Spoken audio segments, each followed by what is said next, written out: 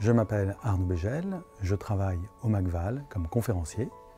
Mon travail consiste à accompagner toute l'activité éducative du musée, donc en particulier accueillir des groupes, leur faire visiter le musée, leur faire découvrir les expositions et proposer un certain nombre d'ateliers.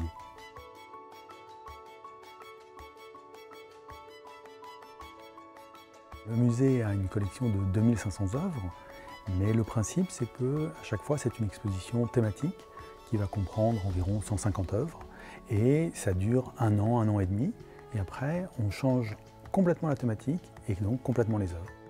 Vous allez retrouver bien sûr des dessins, des peintures, des sculptures, mais également tout ce qui fait en fait la création contemporaine, c'est-à-dire la photographie, la vidéo, les installations et même les performances. Dans nos ateliers, on a différents types d'offres. On va s'appuyer sur des livres d'art et des livres d'artistes.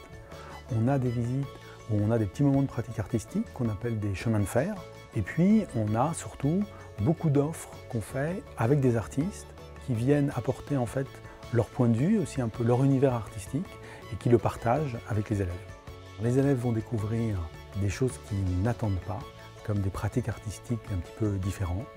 Et puis, ils vont aussi découvrir qu'il y a certaines œuvres qui vont les émouvoir. On a la chance de travailler avec beaucoup d'enseignants, et en particulier avec des enseignants qui ont conscience que le musée, c'est aussi un endroit pédagogique, un endroit en fait où on exerce pas seulement son regard, mais aussi sa réflexion critique. Et ça commence en fait à tout âge, même déjà en maternelle. Bien sûr, il y a de l'émotion, bien sûr, il y a du plaisir dans une visite au musée, mais c'est aussi pour nous vraiment un moment où on peut faire de la transmission. On a de manière générale le souci d'accueillir tous les publics, et y compris des publics en situation de handicap.